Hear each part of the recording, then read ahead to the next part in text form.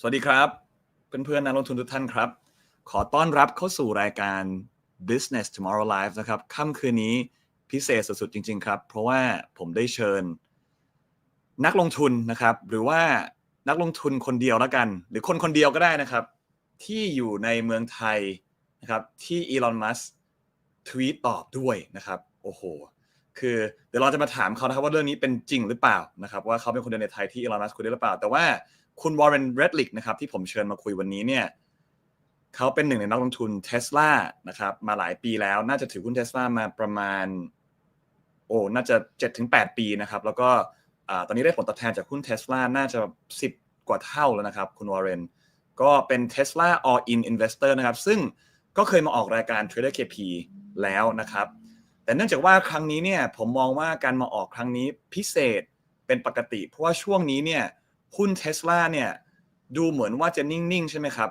ขยับอยู่ในกรอบเทคนิคอลมาสักพักละ 3-4 เดือนไม่ได้ขยับแต่ถ้าใครมองมุมมองทางเทคนิคเนี่ยจะทราบว่ามันแปลว่าหุ้น Tesla เนี่ยกำลังจะมีการขยับครั้งใหญ่เมื่อมันหลุดออกจากกรอบนะครับซึ่งการขยับครั้งนี้จะเป็นการพุ่งขึ้นไปข้างบนหรือว่าร่วงลงมาข้างล่างเดี๋ยวลองมาถามคุณวอร์เรนแล้วก็ลองมาดู Catalyst Tesla ต่างๆที่กำลังมีตอนนี้ไม่ว่าจะเป็นเรื่องการขยาย Robotaxi นะครับเรื่องรถโมเดลใหม่นะครับราคาถูกของ Tesla ไปถึงไหนแล้วนะครับการให้ FSD unsupervised หรือว่าให้รถ Tesla ทุกคันสามารถขับได้เองตอนนี้ progress เป็นไงบ้างหรือคุณวอร์เรนมองว่าในช่วงครึ่งหลังของปีนี้มี catalyst อะไรที่สำคัญที่สุดนะครับนอกจากนั้นนะครับพิเศษสุดๆนะครับวันนี้นอกจากคุณวอร์เรนแล้วนะครับเพื่อนคุณวอร์เรนอีกท่านนะครับคุณทอม Nash ซึ่งก็เป็นนักลงทุนทั้งหุ้น Tesla แล้วก็หุ้น Palantir ซึ่งตอนนี้ร้อนแรงสุดๆนะครับพุ่งขึ้นมา20 เท่าแล้วนะครับภายใน2ปีเมื่อคืนนี้ earning ก็ออกมาดีนะครับหุ้น Palantir ขึ้นต่อถ้ามีโอกาสนะครับคุณทอม Nash อาจจะกระโดดเข้ามาแล้วก็มีเวลาพูดคุยกับเรานะครับสัก5-10 นาทีก็เดี๋ยวลองดูกันนะครับเพราะฉะนั้นถือว่าวันนี้นักลงทุนในไทยเนี่ยพลาดไม่ได้นะครับแล้วก็เป็นเซสชั่นที่เรียกได้ว่าคุ้มค่าแน่นอนครับอย่าพลาดนะครับเพราะฉะนั้นใครที่เข้ามาแล้วผมรบกวนทักทายเข้ามานะครับเสียงทุกอย่างโอเคชัดเจนไหมหรือว่าใครมีคำถามอะไรให้คุณวอร์เรนนะครับรบกวนเขียนเข้ามาได้เลยเพราะว่าทางทีมงานจะถามให้เรื่อยๆนะครับอย่าลืมทักทายเข้ามาครับเอาละครับผมขออนุญาตเชิญคุณวอร์เรนขึ้นมาคุยกับพวกเราเลยครับ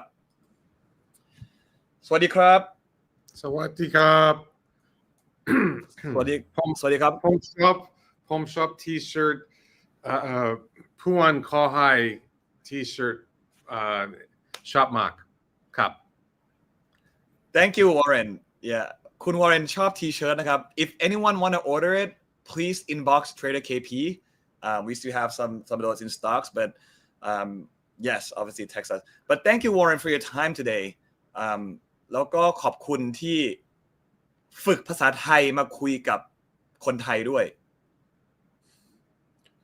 ผมกำลังเรียนภาษาไทยนิดหน่อยครับแต่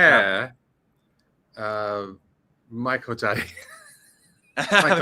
I'm saying thank you for trying to learn Thai to speak with us Warren because it's been 2 years almost 2 years that you're in Thailand 18 months 1.5 and it's about 18 months yeah and obviously that's a great work you got there to be able to speak a little bit of Thai so feel very dumb anything you want to share before we talk Tesla about Thailand well I moved to Krabi that's Krabi town and we really like it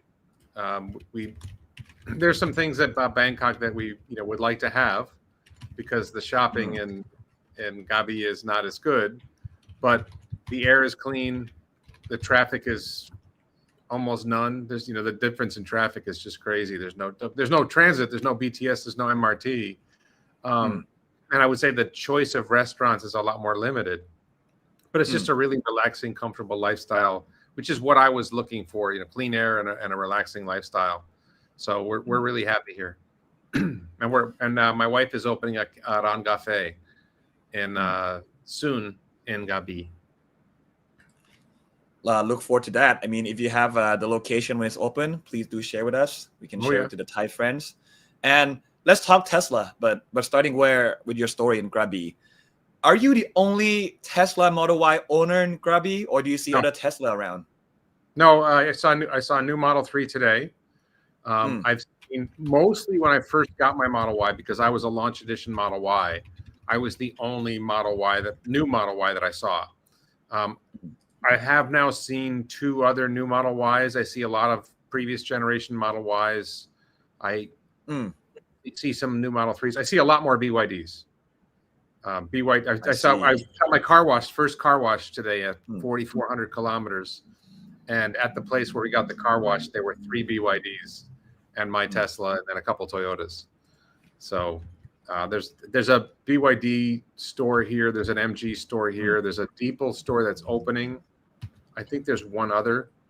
But Tesla doesn't have a location in Southern Thailand. Okay, so let's start from there. I thought our first question is going to be over, the impact of Elon's compensation and all, but let's start with that. You're in Thailand now. You're a Tesla investor. You said it yourself that BYD is dominating in Krabi and obviously in Bangkok as well. If I'm not mistaken, their sales probably outsells Tesla. What's your thought on that? And will that continue, you think? Well, there are 2 different approaches. Tesla has 2 sales locations, maybe 3 now. There's one in Chiang Mai and there's maybe 2 now in Bangkok. I think there's one in Nonthaburi now, where I think BYD may have like 40 or more sales locations across Thailand. So they're investing a lot of capital in building out a sales network, and they sell at very, fairly low prices. So they're not making a profit on their vehicles. They're probably losing money per car, and they're just going to grab market share as much as possible. And I think it's working to an extent, but I think it depends on how you see the long-term future. My feeling is that Tesla sees the long-term future as Robotaxi dominates. A world of self-driving cars dominates, and private car ownership 10 years from now becomes trivial. So when you make your investment in opening your sales location, you hire your sales staff. How long are you going to keep that going? Right? And then in BYD's case, the Chinese competition, the Chinese EV, yes, BYD is doing well, but I see Deepals, I saw Neta today, I see Aura Good Cats. The Chinese EVs have a really, really harsh competition. It's like, I don't know when anybody's going to make a profit from the Chinese side. And I think we're going to see the ranks of Chinese EV makers thin out in the next 2 or 3 years. You'll see, I think Neta's, I don't know if it's Neta or Eon, one of them's almost done. I think they'll start thinning the herd, so to speak, and we'll get down to Xpeng and BYD, and Chang'an Motors will survive probably, and BYD will survive, and there'll be Xpeng will survive. There'll be like maybe 5 Chinese EV makers in the long run. Right now, there's too many, but we'll see who survives, and Tesla will survive. Okay, so you believe Tesla will survive? คุณ Warren ยังไม่กังวลนะครับและคิดว่า Tesla จะชนะเพราะว่าอนาคตเนี่ยยังเชื่อว่าเรื่องของ self driving เนี่ยจะเป็นตัวตัดสินสำคัญในตลาดรถยนต์นะครับ Warren, people start asking questions now, but I have a little bit of questions there. So a year and a half in Thailand, you yourself as a Tesla investor in the States, where there's not many Chinese EV over there, right? Versus you yourself now living in Thailand, you experience Chinese EV. I'm sure you've been on a few. You see a lot around. Has your perspective in investing in Tesla changed, or do you feel like is there more knowledge that you gain from being here compared to the other Tesla investor back in the States? Well, my long-term investment thesis for Tesla has not changed. The long-term investment thesis for Tesla for me for several years has been Robotaxi and then Optimus and also Tesla Energy. And nothing that I've seen, I shouldn't say that. I think Tesla Energy, I'm seeing more competition in energy storage. And at least in Thailand, Tesla is very expensive for energy storage. I think the Chinese get a favorable tariffs from Thailand and America does not. So it's like I was pricing, just for goof, I was pricing Powerwall, Tesla Powerwall. And I think it was like $25,000. And I think a comparable, let's say BYD storage device would be $10,000. So Tesla is not competitive in some places, at least on energy. And I would just say we're going to see a lot of Chinese energy storage. So I don't know how long Tesla will be able to make substantial profits in that business.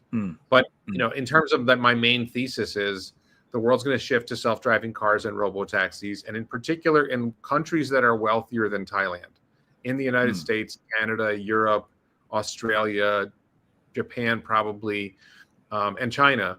You're going to see robotaxis take over, and like every vehicle Tesla makes will go into a robotaxi fleet, and we may not get many Teslas here in Thailand. And I wonder how long it will take Thailand to embrace self-driving cars and robotaxis. It's one of my big criticisms of Thailand is why don't we have Starlink yet? You know, Philippines has had Starlink for over 2 years. It seems to me that Thailand should have Starlink. And I'm not saying that Starlink would, like when I price Starlink versus I just signed up for AIS, right? AIS is much less expensive and I don't need Starlink. But some people are going to value Starlink, and the fact that Thailand has resisted that technological improvement suggests that other technological improvements might be delayed. So when will we see self-driving really here in Thailand? When will we see robotaxi here in Thailand? I don't know. But for Tesla's long-term business model, I don't see anything affecting that. Yeah, that's my post on that. And Elon replied to that, I think. I think if you scroll down, I think Elon replied to that. He replied, Yes. coming. Maybe it wasn't that one. But he did reply to the post about that. Let me see. Let me find out. Hold on. Yeah. No, that's cool. Okay. But I think that but to answer your question, it's not really an impact. I would say it helps me understand the reason why Tesla making a high volume of cars and selling a high volume of cars is not a good long-term business model, is because you can't make high profit margins on vehicles when the Chinese are cutthroat EV competition and they're undercutting you on price, and sort of like it really limits the market you can grab. Dear Thailand. Oh yeah, Elon, hopefully coming soon. So Elon replies to once in a while. I got a like today or yesterday from Elon, but I don't publicize those. Let me interrupt you for a second. จะบอกผู้ฟังว่าอันนี้คือทวีตของคุณวอร์เรนนะครับที่ถามเรื่อง SpaceX ไปกับ Starlink นะครับแล้วก็ว่าทำไมถึงไม่มี Starlink และอีลอนก็เลย reply ว่า hopefully coming soon แล้วก็กลายเป็นข่าวที่ viral ในเมืองไทยนะครับเพราะว่าคนไทยก็อยากจะใช้ Starlink. I'm telling everyone that it went viral that day in Thailand as well because people in Thailand are waiting for Starlink. So your post actually ignite, a big news in Thailand, and we all hopefully that it comes soon, Warren, like you mentioned. But okay, ครับแล้วก็ back to your views on, the perspective that you got here, by being here. Yeah, so I just think the big thing is when I started modeling Tesla, one of my models was, I called it the battery revenue model, which is how many kilowatt hours of batteries will be incorporated in Tesla products that get sold, and what will be the revenue per kilowatt hour or revenue per gigawatt hour of batteries of products that they sell with batteries in them. And that model was started with the idea that number one, the revenue that you derive from your batteries won't fall that fast. And because the Chinese EVs are so inexpensive, it limits how much money Tesla can, how well Tesla can price their vehicles and generate revenue per kilowatt hour. Same thing with Megapack. I think when I started a Megapack, which is 4 kilowatt hours, 4 megawatt hours or 3.9 megawatt hours. When I started that model, Megapack was $2 million. It's around $1 million now. When you buy them, let's say 3 or 5 of them or more, the price per Warren, Megapack is, we got company. Yes, sir. Oh, we got Nash?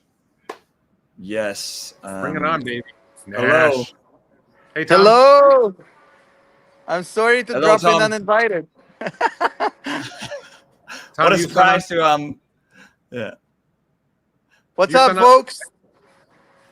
Is this an airport Hey, or a mall? This is the central something Phuket Mall. Okay. It's pretty cool. Tom, you Central Phuket, nice Central Phuket Cup. Yeah. By the way, I've told Chris, I'm shocked at the amount of Russian-speaking people here, which is pretty insane. So many Russians. It's the first thing Warren texted me when he reached Phuket. The first thing he asked. Yeah. Everything is So, in Russian. yeah. All the menus, all the storefronts, everything is in Russian. That's the joke. When you go to Phuket, you've got to learn the local language, and you got to work on Russian. your Cyrillic. Yes. Yes. Mm. So, folks, what are you chatting about? So we're just talking about Warren's perspective about Tesla. When he after he's been in Thailand for a year and a half, seeing all these Chinese EV around, does it change his perspective a little bit? About the EV competition. Maybe I throw that to you, Tom. Being in Thailand for the second time in a year, you must have seen quite a bit of Chinese EV around. Does that change or broaden your perspective about EV competition at all? Because in the States, you don't see much. Yeah, certainly.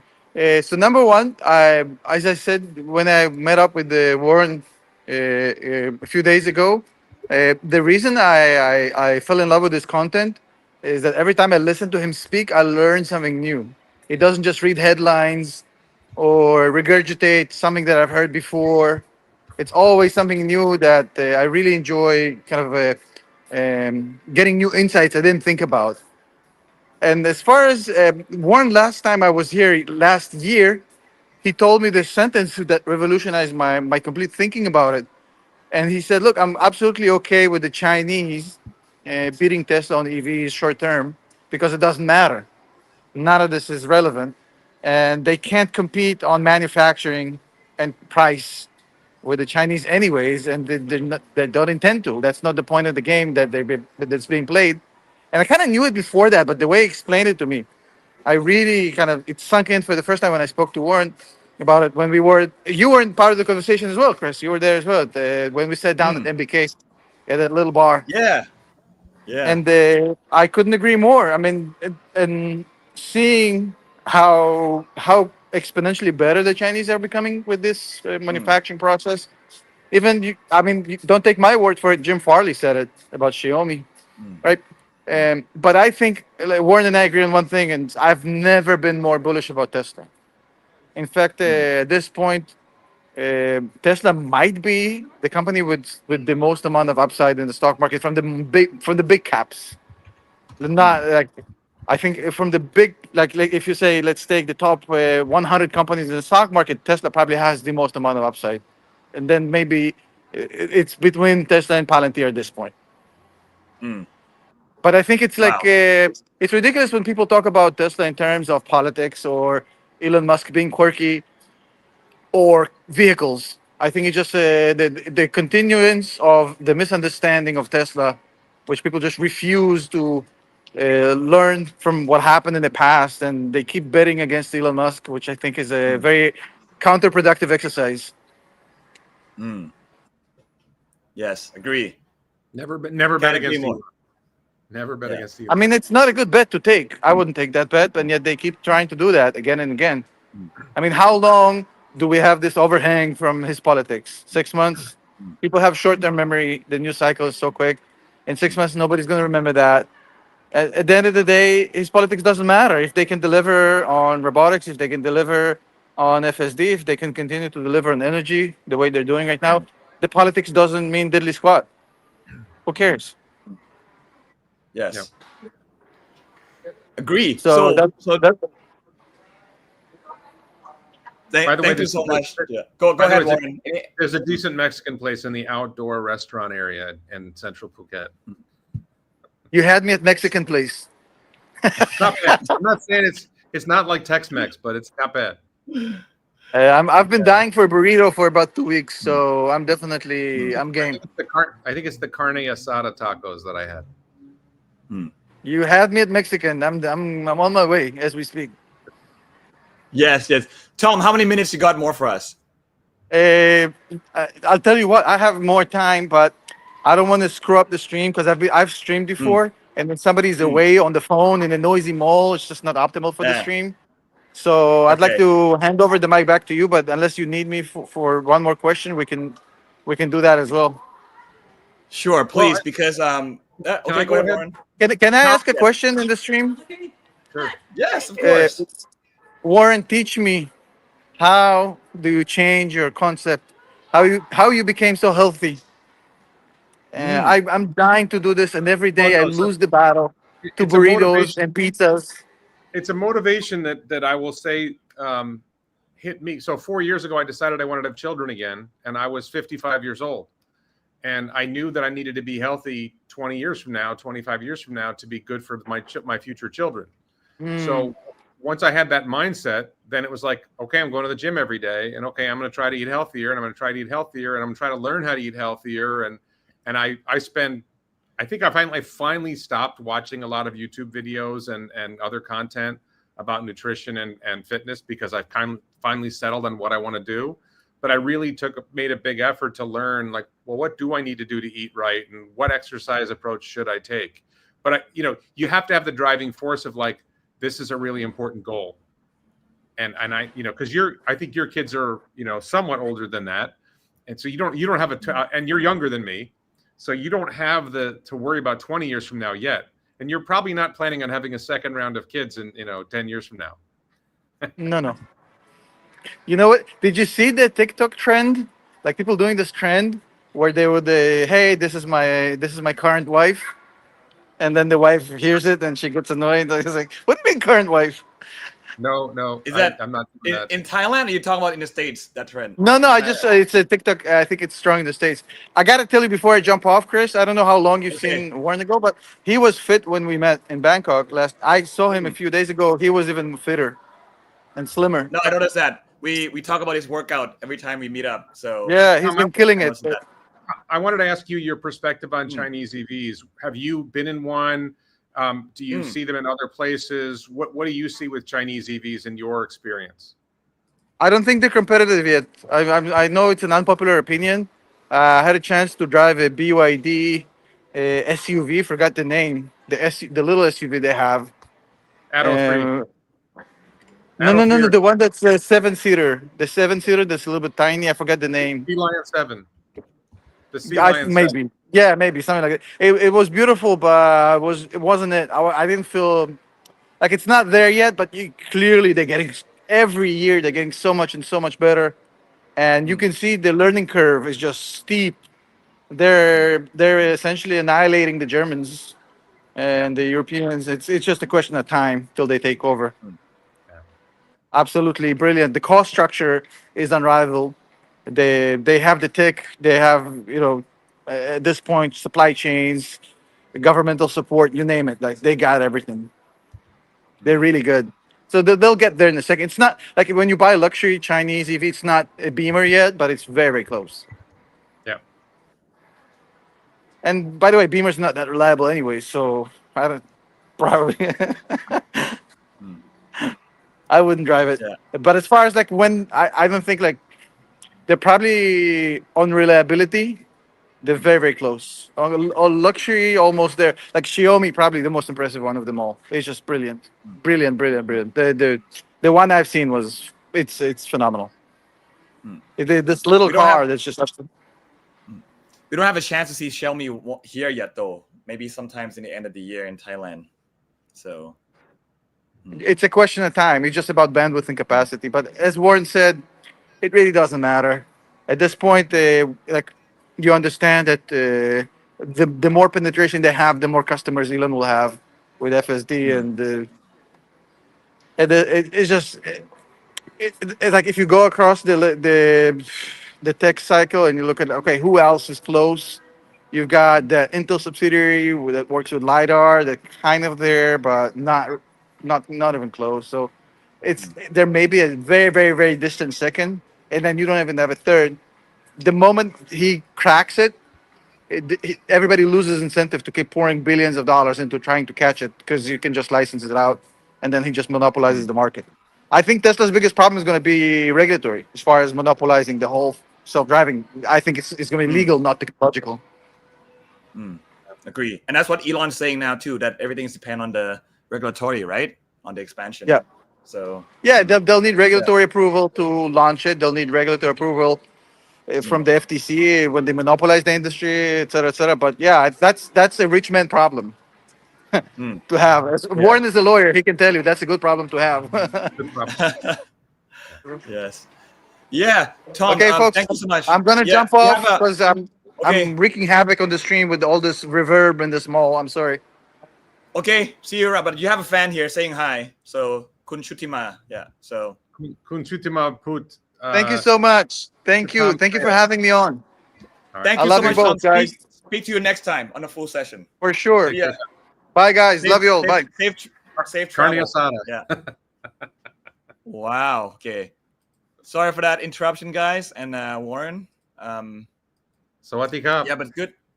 Good that you get some perspective on Tom's EV. Do you agree with everything there? Yeah, pretty much. I think the bigger issue that Tom didn't talk about is just how big Robotaxi is going to be. Robotaxi is going to sweep across the U.S. There will be some parts of the United States that resist at the beginning, but probably California, Texas, and Florida, and 5 or 10 other states will become covered with Robotaxis by the end of next year. And much of the United States will have access to Robotaxi by the end of next year. I think China will adopt Robotaxi pretty quickly, Tesla Robotaxi. I think China doesn't care if Tesla ends up, dominating the Robotaxi world because the Chinese companies just aren't there, and China wants to be tech forward. Europe will be slow. The northeastern United States and a couple other states will be slow. But once people experience the rides, the low cost rides with a high quality and not having to deal with some annoying driver, I think that it will spread pretty quickly. And then it will absorb all of Tesla's manufacturing. The vehicles, Elon has said it's like a 5x in the asset value increase. So a Cybercab will probably generate somewhere in the ballpark of $600,000 in revenue over its life, with a cost of $100,000, let's say. So it's going to generate $500,000 in gross profit for a Cybercab, if not probably more than that, but let's call it $500,000 in gross profit over the life of the vehicle. Well, how much profit does a vehicle generate now? $20,000. So it's like a 25x on the value. And that's because it's lower cost to operate, because the revenue will gradually come down. But it's going to be 5 or 10 years before you catch up to the market demand. So that just changes everything. But countries will resist. Japan will probably resist to protect Toyota. But at a certain point, if Robotaxi takes over the United States, Toyota's done in the United States, and that's a big market for Toyota. I don't know how the Japanese manufacturers survive. I don't know how the European manufacturers survive when Robotaxi starts sweeping across the world. I'm not even sure how the Chinese EV makers survive when Robotaxi starts sweeping across China. I think they'll license. Like Tom mentioned, that they'll license Tesla FSD, and Tesla will probably work with the Chinese government and just license FSD to BYD and a couple other EV makers, so they're not the only one. So let's get into that, Warren, because we started to have flows of questions coming in now. I agree with everything you said, but every time I meet a non-Tesla investor, especially people in Thailand who may not have an experience on FSD yet, they ask the same question as Kun Pop Changnath ที่ถามว่า FSD มีโอกาสใช้ในไทยหรือเปล่า or I translate to do you think FSD will have a chance to use in Thailand, and will it work? That's the question I get every single time. I know you probably answered this question before, but maybe can you tell Kun Pop why you highly believe that it may work in Thailand where the traffic signs are not so clear, or the traffic are more. You need a high level understanding of what is FSD. So what is FSD? FSD is a car that has cameras and a digital neural net, or digital neural nets, that the photons come in, the light comes in from outside, it enters the cameras forward the photon counts to the neural nets in the car. The neural nets decide based on everything it sees, okay, what do we do next? Do we steer right? Do we steer left? Do we slow down? Do we speed up? Do we maintain everything? That's what we do. Okay, we have 2 cameras, and we're looking straight ahead, and light comes in, and our brains react. We have biological neural nets in here that take in visual data and then we output control decisions. Steer right, steer left, our foot pushes down, our foot pulls back up. Our brains aren't getting smarter, not much. The car's brain is getting smarter. In fact, they're soon, I think it was by the end of next month, Elon said, they're going to upgrade the neural nets in the AI4 chip that they're using now to 10x the number of parameters. This means that the brain is able to understand more incoming information and make decisions from that. So this is when we're only on the AI4 chip. Next year, we're going to have the AI5 chip, which is going to be much more capable than the AI4 chip. So, and the point I'm getting at, is with my neural nets and my eyes and my training, I came from the United States and I started driving in Thailand. And I had to learn to drive on the other side of the road. And I'm still confused about which side of the car I'm supposed to go to get in the car, the driver's seat. I still get confused sometimes. I had to adapt to motorcycles and scooters, motosai. My wife, Panlaya Putwa, Rawang Mosai, Rawang Mosai, Rawang Mosai. Like every day, all the time, Rawang Mosai. We don't have to Rawang Mosai in the United States. Pratet America, we don't have that many Mosai. Right? Okay. But she's always saying Rawang Kon, Rawang whatever, Rawang everything. You know, I'm used to driving a certain way, and then things are different in Thailand, and I learned. I adapted.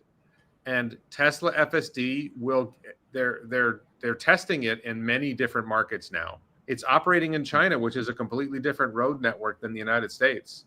And there's some Chinese vloggers who have made some crazy videos of what they can do with Tesla FSD.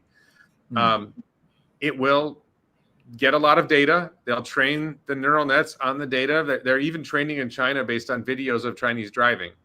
And the car will learn to drive on Thai roads. Thai roads are not that difficult. I think Indian roads are difficult. I don't find driving in Thailand that much more difficult than driving in the United States. In some ways it's easier, in some ways it's harder. So I don't see why that's a difficult challenge for Tesla FSD to drive in Thailand. I mean, do you think you drive in Thailand? I drive in Thailand. Is there, and you've driven in North America before, something particularly challenging about Thailand that you think a FSD can't handle? I think, if I can explain, this is what my thought is. Initially, sure, like you said, when you move to Thailand, you gotta learn how to drive on different side of the road. Tesla proven that, so different side of the road is not a problem. But my problem is motorcycle, like you said, motorcycle or an aggressive lane changing, because sometimes in Thailand, people don't respect the traffic rules as much. So there might be a time where if the car is thinking like, oh, that guy will behave the way, at the traffic rule, he might not. So, but you're right. If you really understand Tesla FSD, it can only improve.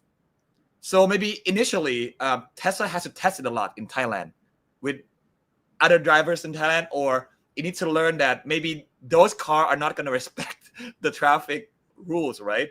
So as soon as Tesla FSD can keep learning that, I also think that is possible. Okay. Like, it's definitely possible too. So, but what it comes down to is, what you're saying is that you have some special gift of an ability to predict what other vehicles are going to do, or a special ability to predict, I'm not sure what those other vehicles are going to do, so I have to be more careful. And what I'm saying is, it doesn't take much training of the Tesla cars to develop the same predictive ability that you and I have. And that is one of the things that they are, when they did like AI Day or whatever, that's one of the things that they talked about, is the ability of the car, the software, to predict what things in the road are going to do. Might be that pedestrian. Is that pedestrian going to cross the street or not? Is that motorcycle going to do this? Is that car going to go this way or that way? The car is very good at learning from behavior of what it sees and adapting its predictions to figure out what others are going to do. So that's not a challenge. And I personally would say, I mean, motorcycles are really weird, and you're making a turn and all of a sudden there's a motorcycle right there. This is the other advantage. The car sees 360 degrees. right? Mm. When you've had this moment where you were making a turn and all of a sudden there was a motorcycle there that you didn't see, right? The car Yes, but saw him. if there's one argument is that a lot of time we use our instinct, and I'm not sure if can Tesla car learn instinct. You have one of the highest traffic fatality rates in the world. You think the human instinct in Thailand is that good? But I would say Thailand human instincts aren't that great because a lot of people are dying on Thai. Your traffic fatality rate is like 8 times as high as America. How good are the Thai and India's worse, right? Indians will say, oh, they won't be able to drive in India. Humans don't drive well in India. Like nobody drives well. That's a good argument. Accidents are bound to happen, but as long as FSD can make it less accident than human, then you think that's already an achievement. Yeah. Yeah, no, and you think about it, like the things I've seen on the road, like person driving a scooter, right? They're driving Mosai and they're looking at their torasap, cell phone for people who speak English. Yeah. They're looking at their torasap while they're I don't know, you don't say kaparot with a Mosai, right? But they're driving their motorcycle and they're looking at their phone. They're kap Mosai while they're looking at their phone. Like, what are you doing? Right? And then there's so much of that. And you have to be very careful with Mosai. And then I think pedestrians aren't as bad here as they are in some. I think pedestrians are worse in America. People walking are worse in America than they are in Thailand. People in America will just walk right out in front of your car. Well, you know why? Because people here, they don't respect the rules. So people who Thai walk drivers won't they're stop. scared. Exactly. So they that's why the pedestrians are more careful. So yeah. Actually, I had one thought earlier. I forgot what I was going to ask. But to answer her question or his question, I don't think that solving FSD for Thailand will be any more difficult than solving FSD for Brooklyn or solving FSD for, Mexico City or solving FSD for Shenzhen, right? There's a lot of places that Tesla FSD, what did they just show? They just showed a video of it's handling big traffic circles, big roundabouts in the UK, right? It used to struggle with roundabouts. Now it's handling roundabouts on the other side of the road, right? So I think that part's the problem with Thailand isn't going to be the technical ability of the car to drive on Thai roads. The problem in Thailand is going to be the Thai government saying yes. And, I don't know. It doesn't appear to me that Thai voters have any influence over what the government does. Like, you might want your government to do something. They don't seem to listen to you guys. I don't think they listen to the people that much. Not that America's much better. I'm not saying America's much better, but yes, thank you. I have one thought that I want to ask you. So the only time that there will be no accident on a road at all is when everyone using FSD. Is that correct? Once everyone started, if all the cars are FSD, then there's no chance of getting accident. My theory is that people who are bad, I'm better at understanding America, and I don't know if the same thing applies in Thailand. But in America, if you're a bad driver, or if there are certain characteristics that make you more likely to have an accident, if you have bad credit, if you have drunk driving convictions or bad traffic history, then your insurance rates are higher. So the higher your insurance rates, the higher your cost of driving in America, the more likely you are to stop driving and start riding in robotaxis when robotaxis become competitive to owning a vehicle.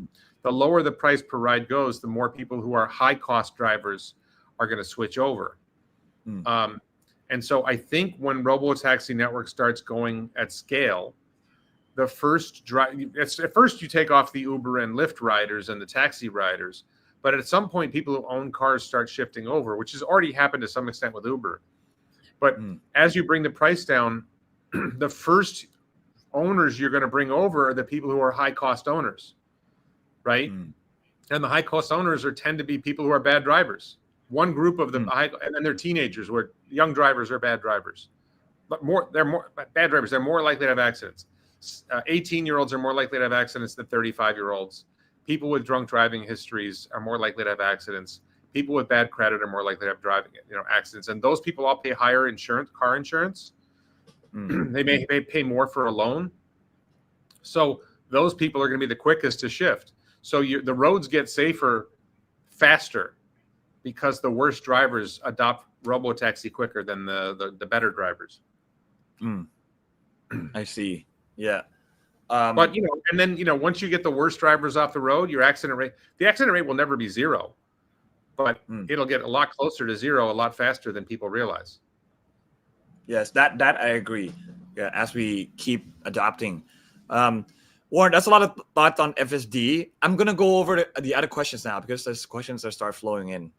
ใครมีคำถามกับคุณวอร์เรนนะครับถามเข้ามาได้เลยนะครับแล้วก็ใครที่เพิ่งเข้ามาจอยแล้วนะครับก็อย่าลืมวันนี้เราคุยกับคุณวอร์เรนนะครับนักลงทุนหุ้น Tesla all in นะครับ all in หุ้น Tesla แล้วก็ผมเขียน time stamp แต่ละคำถามที่ถามไว้ใครที่เพิ่งเข้ามาก็อย่าลืมดูย้อนหลังใน time stamp ได้นะครับโอเค Warren คุณ Dumax Baby Mouth is asking you a question that would you agree that the price of Tesla stock right now has already reflect the success of Robotaxi and robotics already in the stock price?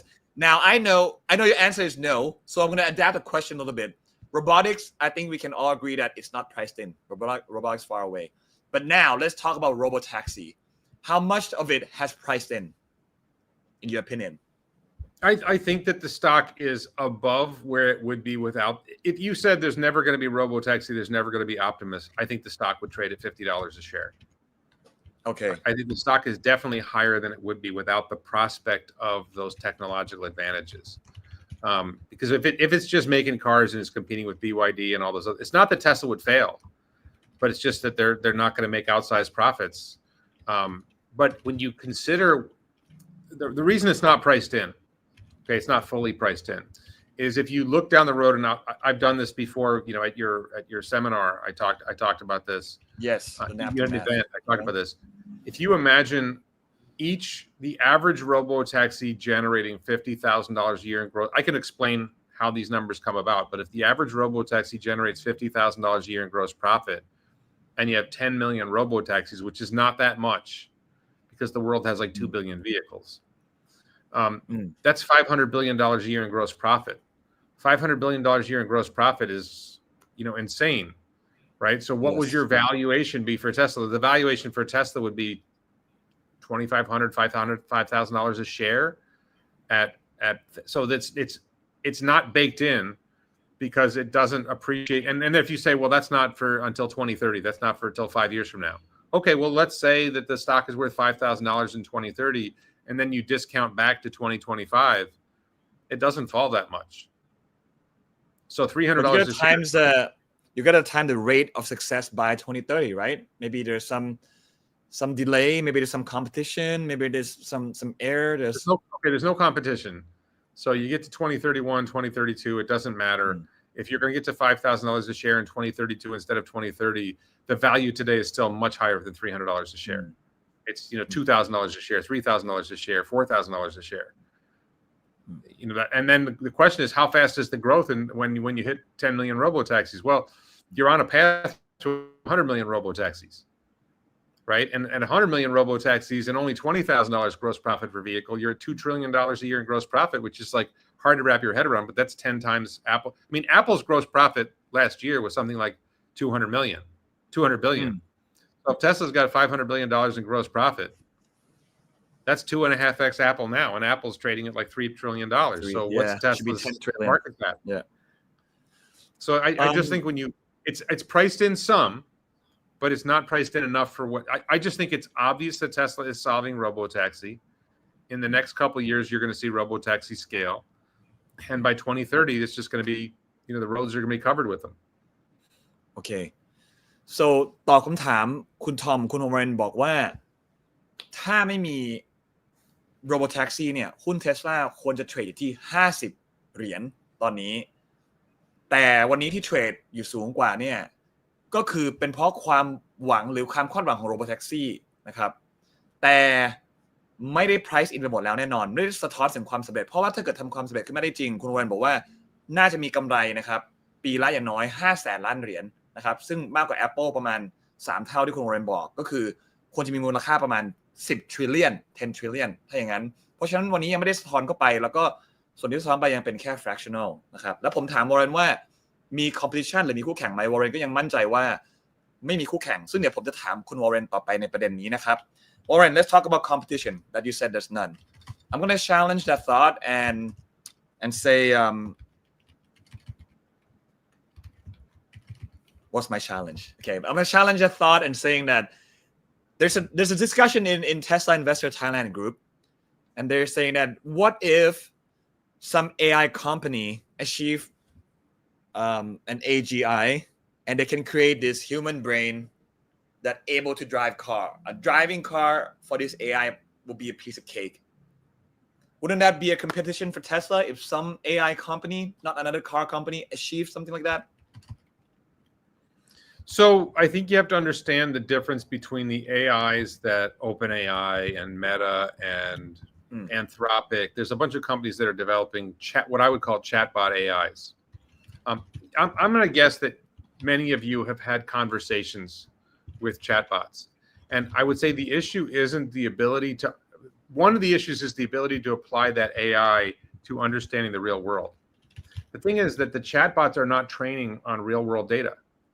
They're not going out in the real world and experiencing the real world. They might be looking at videos, but I don't know that you could learn to drive a car well based on a video, based on watching a lot of videos. You might be able to learn to drive a car some, but I think there's no replacement for being out in the real world and seeing it out in the real world. And nobody has more. And the way these AIs are trained is a large volume of data and a large amount of compute.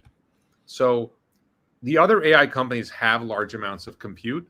Their compute is not specialized to train to understand the real world. They're trained to understand certain kinds of content. And they don't have the volume of data, real world data that Tesla has. So, my theory on the competition isn't that some other AI company is going to develop some AGI. And the problem with AGI also is when you have conversations with AI, how long does it take to respond when you ask a question?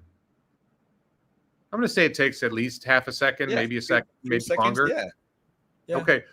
Well, the input in driving a car is a video stream. That's actually like 8 video streams. And in some cases it's LiDAR streams and all this other stuff. So the input is much larger. If the response to the driving question takes 1 second, you're dead. Okay. The response to the driving question needs to be 50 milliseconds. Right. And so these AIs, they might be very, very smart, but they don't respond quickly enough to control a car. That's a massive difference. Now, I think the interesting question is somewhere in America, probably, in some basement, there's some 14-year-old who's hacking away at some kind of code, and he's discovered an AI that learns much faster. Okay. And the question is, does he know what to do with this? He probably does. Does he know how to commercialize it? And really the question is, who gets to him first? Because Mark Zuckerberg will hand him $1 billion in a second, right? He just offered some programmer like $250 million a year for 4 years. He will do that in a heartbeat. Yes. So my theory is that if that guy appears, Elon will sell him better than anybody else. Say, this is great technology. Bring it to Tesla. Bring it to Tesla. Bring it to XAI. Bring it to XAI most likely, not bring it to Tesla. But yeah, sure. Both. Let's bring it to both, and we'll be able to develop safer robots that are true and AIs that are truth seeking. Because Tesla's mission is purer than anybody else's mission. The mission is a truth-seeking AI and a real-world AI that makes everybody safer and creates a world of abundance. I just saw Mark Zuckerberg explain his theory about AI, and it's like kind of boring. Like you'll have your own personal assistant. Like, it doesn't excite me. Sam Altman wants to take over the world, right? Google wants to take over Google wants to like be the bootloader for the next species that destroys humanity. Right? I don't think that's very compelling. I think Elon has the best. He's the best at selling the mission. So if that's where the competition is likely to come from. If there's ever going to be any, it's somebody figures out a better set of algorithms to train AI. And I think that that's a wild card. It's really hard to predict. Okay. I agree with you there. So there is, you're saying that there could be some risk, but even if the risk occur, Elon and Tesla still have a chance to actually capture it into opportunity. Is that a good? All I'm saying is the idea that it's some other AI company or some other company we know that's going to come up with some solution, I think is very unlikely. But the history of technology is some 14-year-old in his basement what was it? Michael Dell was a student at University of Texas, Austin. Mark Zuckerberg was a student at Harvard. A lot of the tech startups came by like some teenager hacking away on a computer somewhere. Okay. For example, are you seeing that scale AI guy in that level? There's some other kid now that Zuckerberg just bought him in. Is he on that level? No. No, I don't think anybody has developed. You're talking about something right now. It takes like a massive volume of data and a massive amount of compute to train. Well, babies learn to understand the real world with a lot less data and a lot less compute. Okay. Right? Human babies learn. So what is it? How is it that human babies learn and humans learn things so quickly with so much less compute, so much less energy, and so much less data? What is it that allows us to learn that quickly? And my guess is somebody's going to figure that out in the next 10 years. Okay. Warren, I'm going to keep my question brief and I'm going to summarize for the listener. So คุณ Warren ไม่ได้กังวลว่าจะมีบริษัทอื่นนะครับที่จะมาทำ FSD แข่งกับ Tesla ได้หรือว่าบริษัท AI ที่จะสามารถทำ FSD แข่งกับ Tesla ได้เพราะว่า FSD เนี่ยต้องใช้ข้อมูลในการขับรถจริงๆไม่ได้เหมือนกับพวกแชทบอทที่ไปเรียนรู้ข้อมูลในอินเทอร์เน็ตอะไรอย่างนี้ถึงจะทำได้นะครับเว้นแต่ว่าในอนาคตจะมีเด็กอัจฉริยะหรือว่าใครบางคนที่เก่งๆเหมือนกับสมัยก่อนมีมาร์ค ซักเคอร์เบิร์กมีไมเคิลเดลอะไรอย่างเงี้ยขึ้นมาสร้าง AI ที่เรียนรู้ได้เร็วนะครับ a fast learning AI แบบใหม่อะไรเงี้ยซึ่งโคเรนก็บอกว่าถึงแม้จะเกิดเหตุการณ์นั้นขึ้นเนี่ย Tesla ก็ยังอาจจะสามารถดึงตัวคนนั้นเข้ามาเข้าร่วมเพราะว่ายังไงคืออีลอน มัสก์เนี่ยเขาดึง talent ที่เก่งอยู่แล้วนะครับเข้ามาได้เพราะฉะนั้นก็เดี๋ยวไปดูกันในอนาคตนะครับแต่ว่าในปัจจุบันโคเรนไม่ได้เห็นว่าบริษัท AI คนอื่นเป็นคู่แข่ง Now Warren if you don't think the other AI company is a competition on FSD my next question is now some of the Chinese car company now is accepting a path that they might not rely on LiDAR anymore.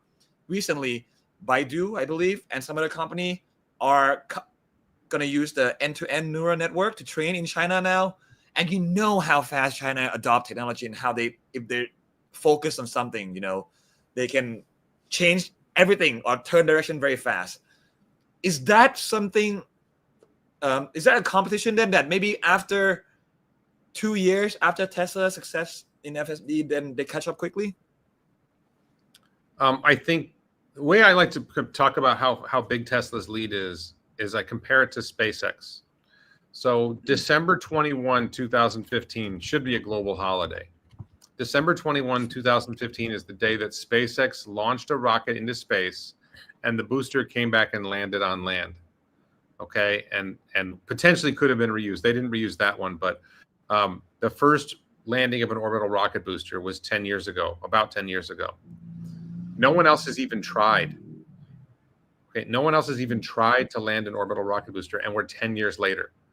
So SpaceX's lead, and China has infinite money and infinite talent, and they haven't even tried to land a booster yet. Jeff Bezos has crazy money. He's got a rocket company. They finally had a launch. They didn't attempt the landing. It's not like there's not well-funded competitors who are trying to do this stuff, and somehow they haven't managed even 10 years later. So I think Tesla's lead is at least 5 years. Tesla started collecting data and using the current form of compute that they use. They have some substantial changes, but the current compute and data collection approach in roughly 2017 or 2018. So we're already 8 years from that. So what do you have to do? You have to put your solution on millions of cars. You have to get which the Chinese have. No, they don't have them on the cars yet. You have to deploy. Yeah, but you have to that deploy could be like that could be 1 year. You have to deploy a consistent solution on millions of cars and go out and generate a lot of data. And don't forget, Tesla's already in like 7 or 8 million cars, right? So by the time you get yours into, 5 million cars, Tesla's got it in 15 million cars or maybe 20 million cars. And are you generating as much data? Do you have as much compute? Tesla currently has 67,000 H100 equivalent units in their Texas center, and they have another training center. Chinese companies have difficulty getting compute because of U.S. export restrictions. So they don't have the same access to computing power yet. They get some of it. They, find ways of getting H100s, but all right, they get H100s. How many of their H100s are going to go into real world data, real world AI when they're already doing DeepSeek, right? It's if you're, I think one of China's problems is the restricted inflow of high-end compute. So I think that I think it's much more likely that BYD, which is a partner of Tesla, will just license FSD. Why wouldn't you just license FSD?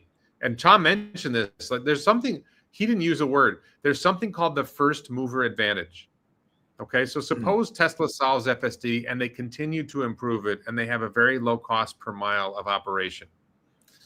And they're getting better, and they're getting better, and they're getting better. And you have to invest $100 billion to catch up, to catch up to where Tesla was, to get to 2 years behind Tesla. Okay, so now you deploy a Robotaxi network, and your cost structure is higher, and you're not as safe and you're not as well done as Tesla, and you're going to be low profit because you're going to have to undercut Tesla on price, and Tesla's already very low price. So where's the profit if you invest $100 billion and then you're in second place and you're getting lower margin? And same thing with Starlink. Like, no one, I don't think anybody else is going to successfully launch a Starlink competitor, because once you get your satellites in orbit, Starlink is better and cheaper. So I think it's a real challenge for somebody to come along and compete with that. I agree with you, but my argument is that I agree on Starlink. I agree on SpaceX. Starlink, no competition. SpaceX, I understand that everyone is 5 years behind. I think that because the competition is different, though. I feel like we can use EV as an example, Warren. Tesla does, maybe 5 years back, you might thought Tesla have 5 years lead on EV, but it's proven that it's not. That lead on the manufacturing is not 5 years. So now on, I'm going to disagree with that. I'm going to disagree with that. I think that the Chinese EVs are good, but like Deepal is a really good example. The Deepal, I think it's the SO7, was one of the many Model Y killers that was coming along. So we just rented a shop house for our future Ron Cafe, and the landlord's nephew was involved, and he was driving a Deepal. It's a really nice looking yellow Deepal. And I said, "Oh, your car looks really cool." He says, "You want to trade?" Like, he really wanted my Model Y, right? He really wanted the Model Y. So they're good. They don't accelerate as well as Teslas. They don't corner as well as Teslas. They don't brake as well as Teslas. Tesla's not standing still. They're continuing to innovate. Cybercab is going to be next level. You're saying that the lead is not noticeable. It's all these small details. You can't notice it by outside or just here. No, I think that look, you're a Tesla fan, but I think most Chinese car buyers, like, go to Hong Kong. Have you been to Hong Kong? They have access to all the Chinese. They have access to all the Chinese EVs, and they're the wealthiest Chinese. What do they buy? They buy Teslas. You see almost no BYDs on the road in Hong Kong. You see tons of Teslas. Why? Because the Chinese perceive Tesla as higher quality. Do you know why they perceive Tesla as higher quality? Because Tesla is higher quality. They're safer, they're faster, they're more fun, their software is better, the user interface is better. There's so many advantages to Tesla over the Chinese EVs. And I don't think it's just a question of like small details. And I think there's many different ways that the advantage is there. The advantage that the Chinese have is they have a low-cost supply chain, and they're willing to lose money. They don't make money. If they had to make money, they wouldn't be competitive with Tesla. They would have to raise their prices. Okay. I'll just agree on that. But then before I move on to the other topic, I'm just thinking on Robotaxi, I still think it's not that something that's far of a lead, Warren. The reason why is because maybe we haven't seen the Chinese getting serious on doing, FSD training or deployment. Like Chinese company, maybe they can work together. Like I understand that car company alone definitely cannot catch up to Tesla. But we're talking here about like. Are the Chinese not serious about space? Are they not serious about launching rockets into space? Do you think they're not serious? That I don't know, but it's mostly government, right? It's not. There's no commercial. They're all government funded. I'm just saying, Yeah. like, if the Chinese are serious, I think the Chinese are serious about space, and they're nowhere close to what SpaceX is. I think people massively underestimate how well Elon runs his companies, how technologically advanced his companies are, how much of an edge they have. And the same thing is true with Tesla. And you look at the BYD Atto 3 or the BYD C Line 7 and say, oh, that looks like a cool car. Look at the Xiaomi SU7. That looks like a cool car. What you're ignoring is, yeah, that's a pretty cool car. The software is not as good as Tesla's software, and they're losing money on their cars. Xiaomi is like one of the big. I'm sorry, my impression. I could be wrong. My impression of Xiaomi is they are the biggest scam yet in the history of Tesla killers. Xiaomi, like you all of a sudden these guys just walked in, started making cars, and their cost of manufacturing is lower than everybody else's. Just like on their first iteration. On their first iteration, their cost of manufacturing is lower than everybody else's. Come on, that's not realistic. I agree on Xiaomi. There's something weird going on about that. I'm not sure what they're trying to pull, but they can't just pull a rabbit out of the hat. I think there's something behind the scene or on the cost or whatever they're doing. So we'll hear about it soon once they start selling more or they run into some trouble. I agree with Xiaomi. There's something back there. Warren, but you had a question. I'll change my argument. I'll change my. Yeah, go ahead. There's more question from audience, but audience gotta wait for my question first. I'm kidding, but I'm totally happening. I'm trying to really beat you here on this argument. Okay, so I'll bring in Jensen Huang to help me. Okay, so I know you're confident about Elon and Tesla lead, on all projects, on SpaceX. Chinese trying hard, cannot beat SpaceX. EV doesn't matter how much Chinese sells, Tesla's still in the lead. But let's talk about Jensen Huang. He builds NVIDIA. He's a genius, right? He's been planning all these on chips and everything and AI. Love him. The way he speaks to the media, it seems like he's not, discounting the Chinese on AI, on chips or anything, right? He's saying out in the media that the Chinese are just a few steps behind. Don't be so confident. Yeah. So what's your thought on that? If even Jensen is respecting the Chinese competition, why is Elon so far ahead and Jensen's not? Well, first of all, Elon is very respectful of the Chinese competition. Elon has been saying for 3 or 4 years now that the Chinese EVs are very, very competitive. But Jensen says that Tesla is way ahead on self-driving. Jensen said that. And Pump Shop NVIDIA, Pump Shop Jensen Cup. But I think that even Jensen has said that Tesla's lead is huge, and he's remarked on how well Elon does at taking a large number of chips and converting that into a running server, running data center, AI data center. Elon moves faster than anybody else doing anything like that. Yeah. Okay. Yeah. Do you have 10? I'm sorry, it's an hour. Do you have 10 more minutes? 10, 15? I'm gonna wrap up I have infinite time for you. Okay, then let's go. Okay, we'll pause on the Chinese competition there and let's go to the questions. คุณสรันบอกว่า can't wait for humanoid to release. So I think we'll talk about some humanoid. Oh, so back to Chinese because Mr. Dumax again, my babies asking that.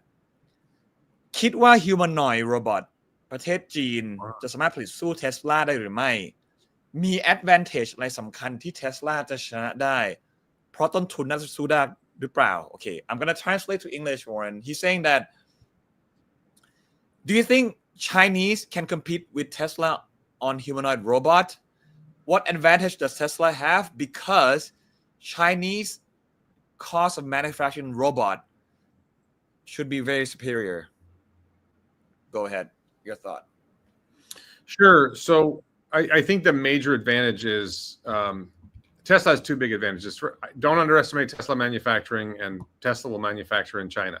Right? Like you're not going to be, your cost of manufacturing isn't going to be lower than Tesla's cost of manufacturing in China. And Tesla will almost certainly make humanoid robots in China. So, and you won't be able to export your robots to the United States because Trump and then, whoever the next president will continue to make it difficult for China to export. I think China should be allowed to export to the United States, to be clear. But I think it'll be very difficult to compete with, Tesla in America because you won't be able to sell your products. I don't agree with America's approach to China. I think America should be friendlier to China. But so there's one major advantage is Tesla has elite engineering teams. I mean, you see it, that how good their engineers are. So they are building the humanoid robot up from scratch with like all the parts are made in-house. They couldn't find off-the-shelf parts to build the robot from the way they want to build the robot. So they're manufacturing everything in-house. And you're going to have a much more capable robot at low cost of manufacturing because that's Elon's goal. We plan on how are we going to manufacture this at large scale at low cost. But the big advantage of the robot is going to be the brain. Tesla is leading the world in real world AI, and you need massive compute and you need massive amounts of data. So a lot of what I see, I don't know what I don't know that much about Chinese humanoid robot companies, but what a lot of people are doing with robots is they're training them to do tasks. You get a robot to do a simple task. What Tesla's really trying to do is get the robot to understand the real world. This is a really, really hard thing to wrap your head around, but if you just sort of ask yourself. Very different. Okay. All right. So Chris, you walk into, you've never been in my house before. I'm in a brand new house. You come into this house and when you walk in, you don't know where the stairway is, right? But you look around and you see something that looks like a stairway and you start walking up the stairway like no problem. And what if there's like something odd about the stairway? Like it's very hard for simplistic robots to adapt to complexities in the environment. So the challenge is, can you get to the point where the robot, and it's not going to be on the AI4 hardware, might be on the AI5 hardware, it's certainly going to be on the AI6 hardware, they'll get there, to where the robot really starts to understand the real world about as well as humans do. And that, are they going to pitch a baseball as well as the best baseball pitcher? Are they going to be able to shoot a basketball as well as Steph Curry? No. But are they going to be able to shoot a basketball as well as you and me? Yeah, probably. Are they going to be able to kick a soccer ball as well as you and me? Yeah, probably. That's not that far away. And it's what they're doing now with robots is they're training them to do individual tasks. And that's useful, but it's very limited utility. But the question is, can you get to the point where the robot understands the world enough that you tell it to do something it hasn't been trained to do, and it does it, which is what we do, right? Sometimes we need something explained to us, but you can give us a little bit of explanation and we'll be able to figure out how to do a lot of tasks. And we might not do it well the first time, but we'll figure it out and we'll get better over time. The robot will do it once and it will learn to do it better the second time. And every time it learns how to do it better, it uploads its information and all the other robots learn how to do the same tasks as well as it does. So I just think that the other companies aren't going to have the fleet of robots at scale as quickly as necessary with the data generation. And Tesla has an engine of generate data, train on data, upload, train, send out new training, new model goes into the compute, and the robot does something different. I think that everyone else is behind on especially the real world AI part. Let me ask on that, because are you sure? I agree that the importance of the robot is not the arm or leg, it's the brain. I agree with that. But are you sure that everyone is teaching the robot to do task to task? No one is trying to put a real world AI into their robot. Somewhere in some labs all over the world, is there no one trying to put real brain into the robot better than Tesla? No it's one. not as simple as I've got one robot in the lab and I'm trying to train it. The challenge is to have millions of robots that are all experiencing the real world, learning from their experience, uploading that learning to the cloud taking that experience and saying, okay, we didn't get that right. Here's the mistakes that were made. Let's go figure out how to do that better in the future. And then, 2 days later, all the robots get new training and they all understand the real world a little bit better. And then they all understand the real world a little bit better. And then they all understand. And let me be clear about something. The car robot, the four-wheeled robot that Tesla has now, my Model Y, somebody's Model 3, whatever, what it does is it navigates space. It drives and it navigates in a very limited environment of roads, right? There's a lot of roads in the world and there's a lot of complexity of the roads, but the robot has to do, number one, it has to navigate much more complex spaces. The car doesn't go up stairways. The car doesn't doesn't drive into an elevator and know what button to press to get off at whatever floor it needs to get off. We interact in much more complex spaces. We navigate much more complex spaces than the cars have to. So, but we don't move as fast, so it's a little easier to train. Now, the latency isn't quite as important with the robot. The robot can be a little slower to adapt because it's not going 80 miles an hour with 2,000 kilograms that it could destroy something. So that's part one. Part one is navigating much more complex spaces. So the challenge of the humanoid robot, number one, is to navigate much more complex spaces and understand much more complex spaces than the car. The second challenge, which I think is even bigger, is it's not just learning to navigate complex spaces. It also has to manipulate objects. The car does not manipulate objects. The car doesn't pick something up with its hand and put something over here. It doesn't screw two things together. So the robot has to do two different sets of training, learning about the real world in two ways. One, how do I navigate this space, and how do I manipulate objects in this space? And these are really big hurdles, and it means a lot of compute, and it means a lot of data. Right now, we don't have another way of training artificial intelligence, but a lot of more data, more compute. This is Andrej Karpathy's line. Andrej Karpathy was the one of the heads of the autopilot team, Tesla autopilot team. More data, more compute. That's the current approach to making AI work, whether it's chatbot AI or real world AI. It's feed it more data, give it more compute. So the robots for Tesla already have the data from the cars. They already have the learning for the cars about how to navigate certain spaces. And then I think to some extent, though, I think there is a leap of faith there, which is betting on Elon. I believe Elon when he says there's nobody close to us on real world AI. That's a big leap of faith, right? It is. Or you think is that a small part? That's a big part. I mean, I think my valuation of Tesla based on Robotaxi is enough. I don't have to worry about whether they win on Optimus. But I'm pretty confident that they have a massive lead when it comes to real world AI. Okay, so you're investing mainly on the Robotaxi. You believe in robot, but right now it's more like investing in a startup. You agree with that you're betting? I think that the Robotaxi story develops 2 or 3 years before the humanoid robot story. I think the humanoid robot will make some progress this year, very limited. It'll make some progress next year. It's not going to be a consumer product next year. I don't think it's a consumer product, or I don't think it's sold to any significant volume to outside buyers until maybe sometime in 2028. I think in 2028, and they'll do like what they're doing with Tesla Semi, which is they identify a customer who somewhere, maybe it's Amazon, but I doubt it'll be Amazon, but somebody who runs warehouses. Like the use cases for the humanoid robot, warehouses are a great use case for a humanoid robot. It's interesting to think about what are the use case scenarios for the humanoid robot. One of my favorites is security for a building, walking the perimeter of a building. Right now, you've got 10 guys who walk the perimeter of your premise. You have this property where you're manufacturing something and you want to make sure people don't sneak in. So you have 10 guys walking the perimeter. Well, now you have 20 robots walking the perimeter and you have 5 guys in the center. Right. And the robots just relay information when they get information. They don't confront. Right. I think that, and that's what do you pay people in America? You're probably paying people like $20, $30 an hour to walk the perimeter. That doesn't even involve manipulating objects. Right? It's just walking around. You see something looks out of order. You relay it back to the base. So I think there's, and then, warehouses tend to be fairly simple. Move this box over there. Right. So. Agree.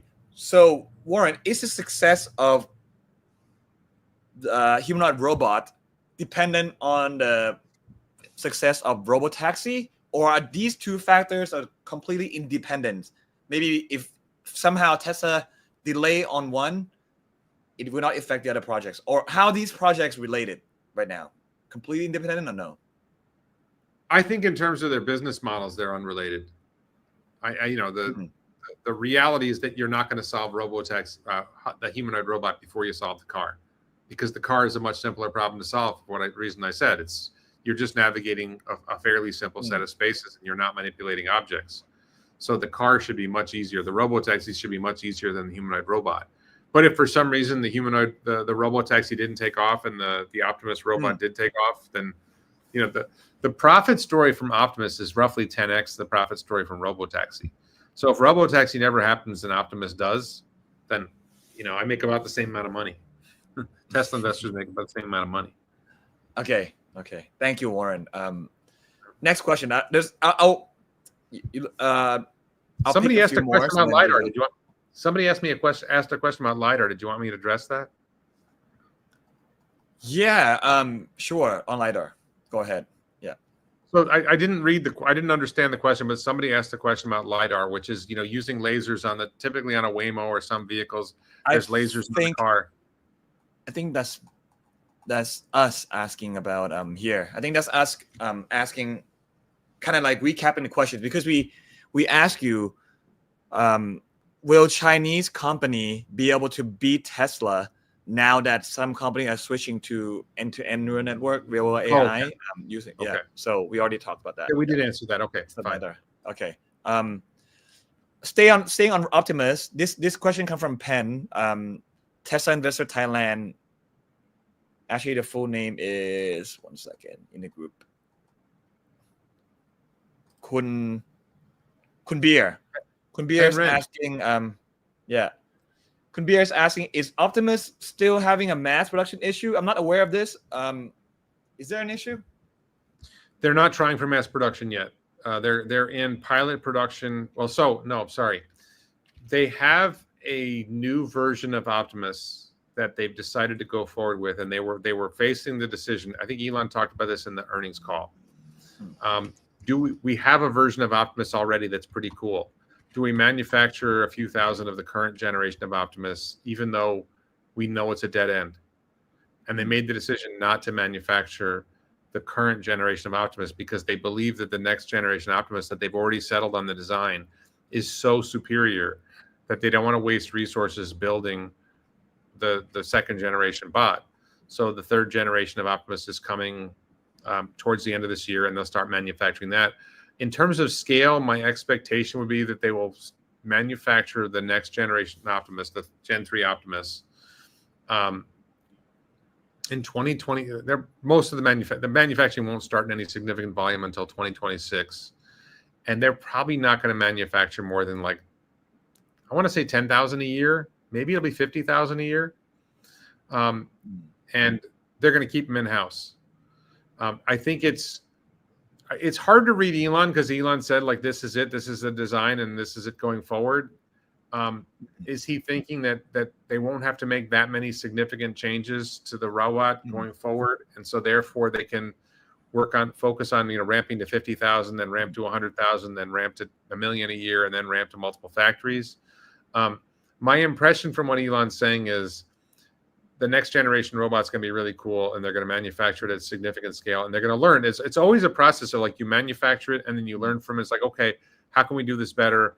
How can we make a better robot? How can we manufacture it better? There's a dual problem. What do we want the robot to be? How do we manufacture that? And sometimes it's like, well, we can manufacture this a lot better if we do it this way, and that means that the robot will have slightly different functionality. I would call that a duality. There's like the manufacturing side and the product side. Like what's the easiest way to manufacture efficiently might mean that you don't do that particular feature on that robot. So I think over time they're going to learn a lot more about manufacturing from doing it, and they're going to figure out better ways of manufacturing the bot, and they're going to figure out better features for the bot. So my guess is that the Gen 3 robot will be manufactured somewhere around 50,000 units next year. And then the following year, they'll have a next generation, which might be only slight modification of the next one. But then they'll ramp to producing 500,000, right? And I'm making up numbers. Is it 50,000 and then 250,000? That is scary. If Tesla can do that, very scary.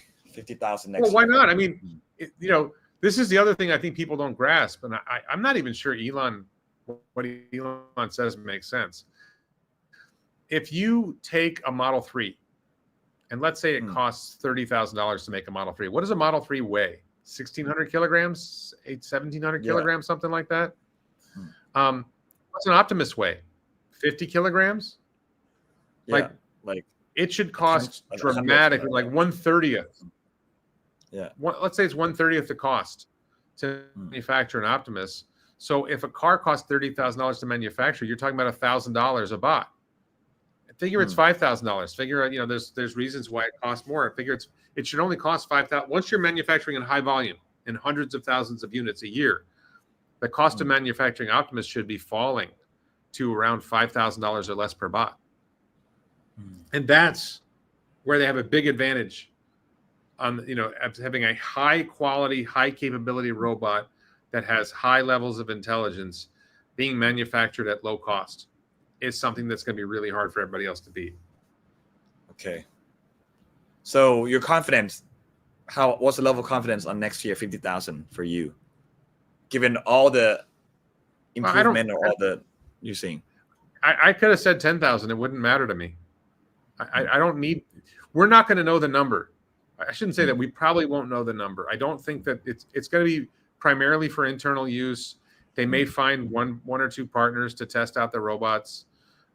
It's still like, Elon once said this. He said, you come up with your generation 1 of your product and it's pretty cool, but it's not a killer.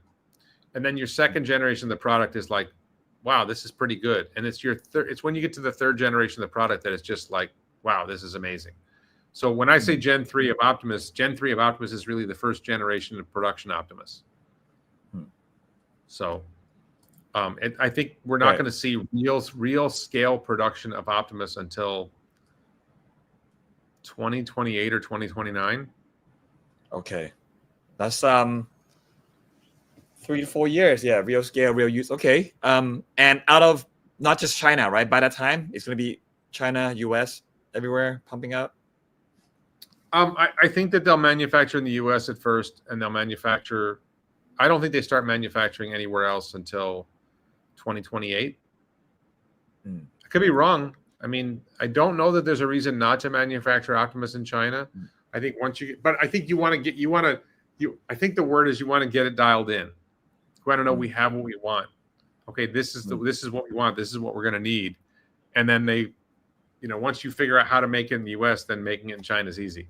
Yep. Similar to Model 3, how they did it, right? In the US, then they expanded out. Model 3, Model Y. Okay. I'm going to move on to the next question, Warren.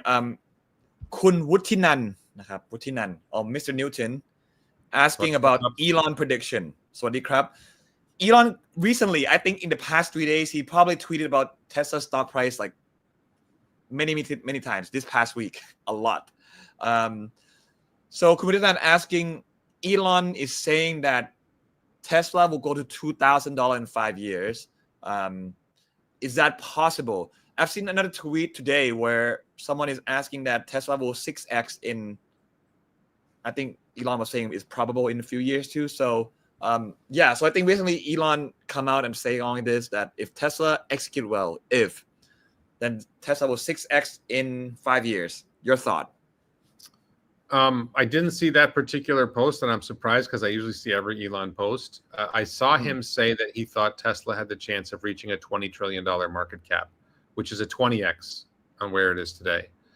No, I think if I'm correct, that by 2030, we're going to see 10 million Tesla Robotaxis making $50,000 a year in gross profit, then $2,000 a share is very low.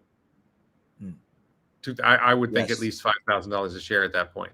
Because you're talking about 25xing the value of the company and fast growth. right? You're not at a 15 PE ratio when you're on that point in the curve, and then 2030 you've got Optimus is spooling up, and that becomes visible, and that becomes a revenue and profit item, and people start to see the math.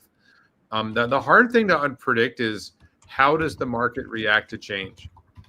When Tesla starts, like the fact that Tesla started the Robotaxi network and it's growing and they're expanding the San Francisco area, and the fact that the market hasn't seemingly reacted to this is really surprising. But it's just, what does it take for the market to say, wait a minute, this is real now? And the market to start calculating, because ARK Invest has done the calculations. We can see the math. I just think that, $2,000 a share, like we're talking about a 25x in gross profit. Why would a 6x in share price be a big deal if you got a 25x in gross profit and fast growth? I think Warren already answered the question throughout the live stream. So, Kun Vutinan, that's Warren's thought to your question. So moving on to the next, I'm going to add another question in. Kun Vutinan, สวัสดีครับขอบคุณครับ Yeah. Now, does Elon have enough incentive to push Tesla to his price target? Because recently he got awarded, right, 29 billion share on a loan because of dispute on the previous compensation plan. Do you think that this recent move is enough to push Elon, or do we need more? Do we actually need the previous plan to go through, or what other catalysts do we need? I think Elon already had sufficient incentive, and I think this just makes him more reassured that he has adequate control of the company that he's developing. And I think that he's going to get another compensation package in November. I think they're going to announce a new compensation package that will be larger. I think that Elon's already highly motivated to make Tesla succeed, and I don't think that's changed. And I think that Elon is driven by a lot of different things, but AI is one of the big drivers. And he has 3 plays on AI. He has XAI, he has Tesla's AI, and he has Neuralink as the way for humans to connect to AI. So I think all 3 of those are probably among his most important missions, along with Mars, because he just crazy loves Mars. So I think that's the I don't think he's going to lose his Tesla's advantage in real world AI is far bigger than XAI's, any advantage XAI might have in chatbot AI. I don't call it large language model any AI anymore because it's more than large language, and Elon says even the multimodal term is no longer appropriate. So I call it chatbot AI. Yes, I agree. Some people in Tesla community are saying that Elon is sandbagging Tesla stock price until we get that compensation or the new compensation in November, you believe. Is that true for you? I think he might be sandbagging, but not because of the compensation issue. I think that Elon... What would be the reason? He just he does it sometimes. I don't think... He doesn't like to over-promise and under-deliver. He doesn't mind delivering late, but he doesn't like to over-promise and under-deliver. So I think that if he sets a target he thinks he's very likely to achieve, then if he overperforms, cool. I mean, you look at the compensation package in 2018, he satisfied almost all the standards by like 2021. It was supposed to be like a 10-year compensation package, and they satisfied it like less than 5 years. Yeah, 4 years. Talk about under-promising and over-delivering. Okay. So another big catalyst So another big catalyst that can push Tesla stock price, I think, to go up 10-20% easily overnight is if they release an actual new affordable model, which a lot of people are saying that Elon is the one who's the one who's holding that back. Like, that's the reason a lot of people think he's sandbagging and waiting for his compensation. You don't believe that's true? Has nothing to do with his compensation. I don't understand why we haven't seen more models quicker. I think the decision was made, and I think this is reflected in Walter Isaacson's book about Elon. The decision was, look, you have money to invest in CapEx in your company. Where are you putting your CapEx? And what Tesla has been doing with their CapEx is building out AI data centers and being ready to develop real world AI. That is the focus. Let's get the future of the company is robotaxis and Optimus, not selling cars. So if you don't think the future of your company is selling cars and you can afford to not aggressively grow your car sales, and you can take more of that money that you have and invest it in developing that real world AI that's going to power your robotaxis and your humanoid robots, I think that's the choice that was made. And I don't think Elon makes these choices alone. I think he makes them in consultation with his team. The decision was made, let's focus on developing real world AI. And they're spending like $10 billion a year in CapEx on building out real world AI. That doesn't leave a lot of room to spend CapEx on developing new models.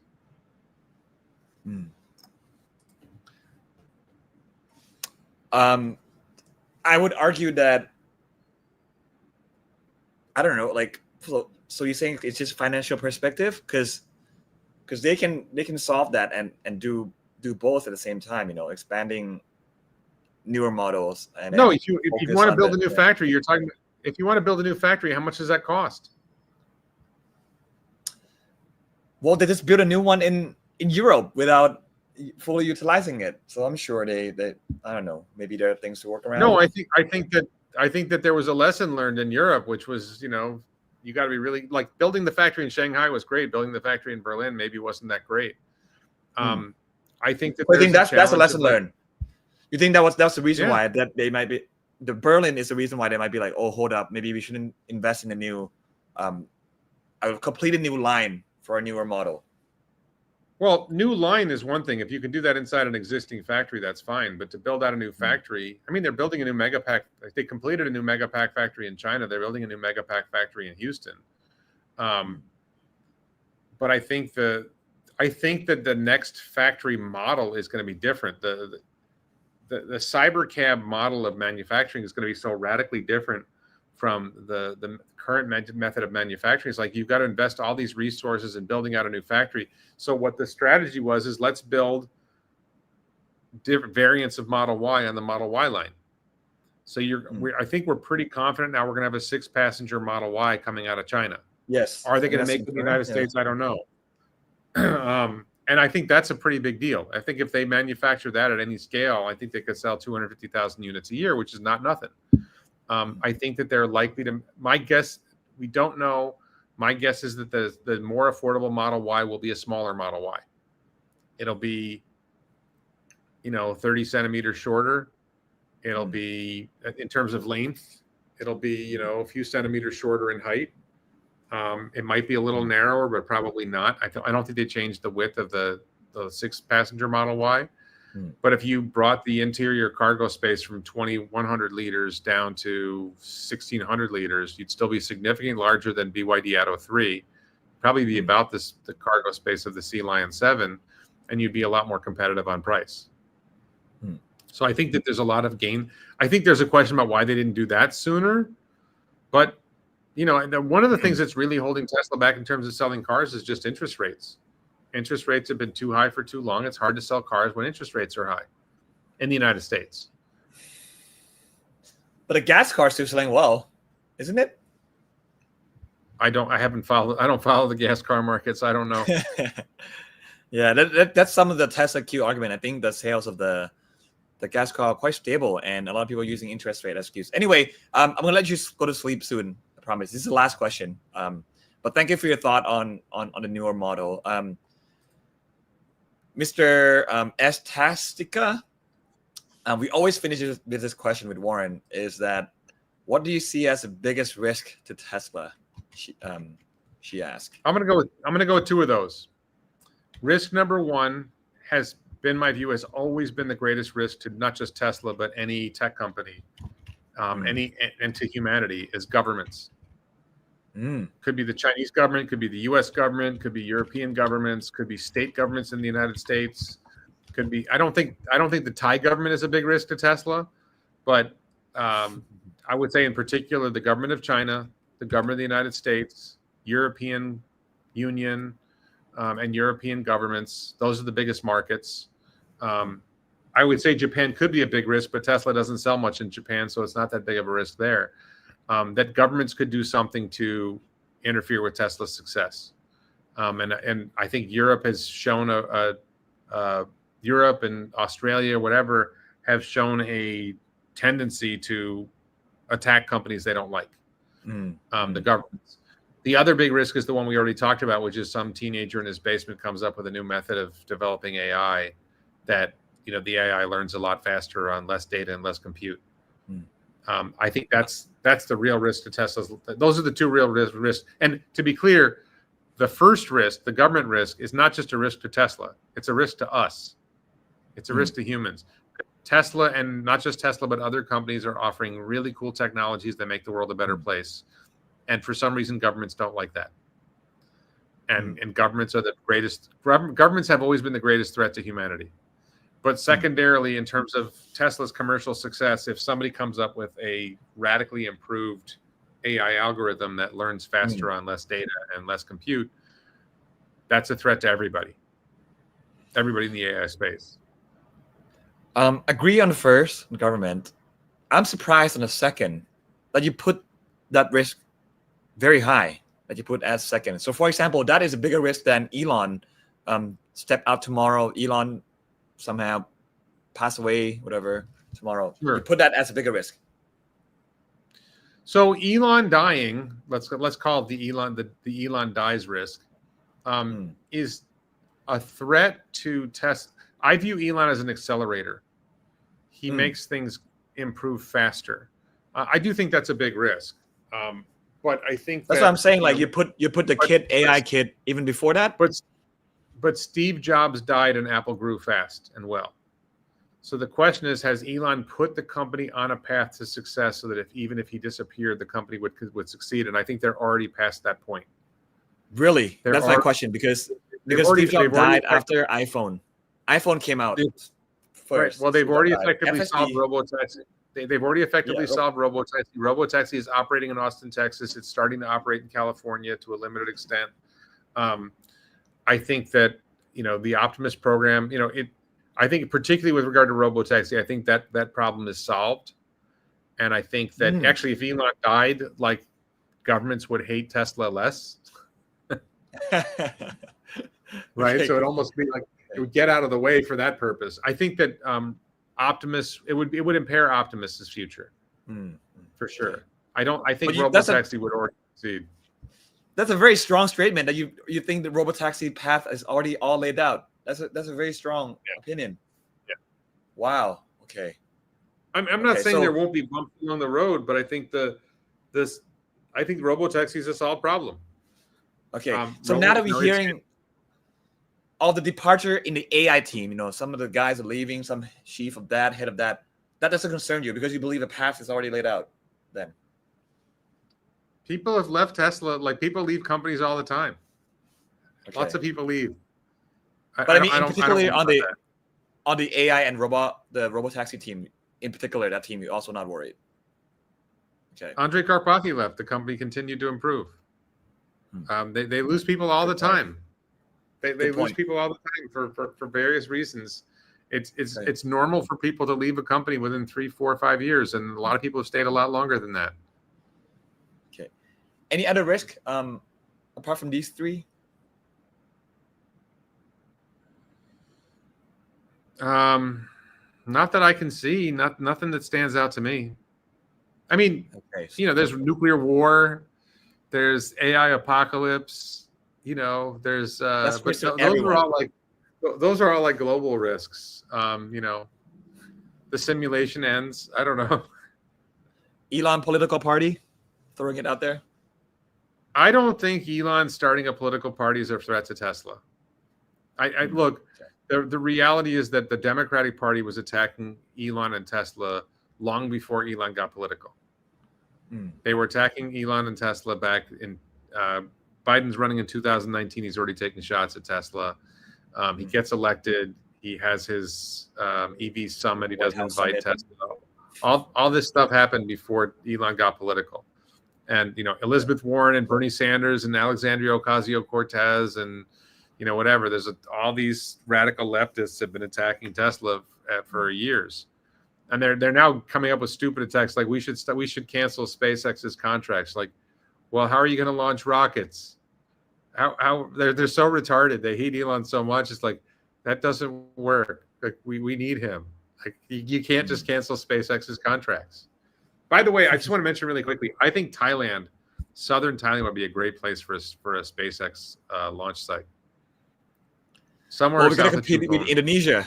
We're competing, right? South Thailand, Indonesia, competing each other. I think Thailand's way better than Indonesia for that.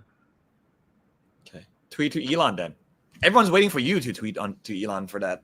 I'm going to let Elon know. Hey, Elon, here's the spot for the next launch facility, and I'll be happy to help. Chris and I will help smooth things over. That would be great. But Warren, thank you so much. So that's all the risk for Tesla. Thanks for the 1 hour and a half on all your thought about Tesla and answering to your Thai fans. ขอบคุณมากนะครับ And ขอบคุณค I รั just want to บ sum up to everyone to know that I have all the timestamp on all the discussion we have in detail. So if anyone is watching the rerun, you can just go to each particular subject that we discussed. And at the end of this year, we're going to have our annual Trader KP seminar. Everyone, we don't have the details out yet, but everyone can look forward to meeting Warren in person there. So that'll be a great show as well. Me ขอโทษครับ อะไรจะฝาก Go ahead. ขอโทษครับตอนนี้ผมง่วงและหน่วยอยากนอนขอบคุณครับ ขอบคุณครับ เราจะให้ Warren ไปนอนนะครับ but no last word to Thai fan but good night right Thank you everybody. I really appreciate your support, and I've really enjoyed interacting with Trader KP and the Trader KP fan base. Okay, thank you so much, Warren. ขอบคุณครับ everyone. Let's make Tesla great again. Good night. Me and Warren are going to say bye now. Bye everyone. Thanks, Warren. สวัสดีครับ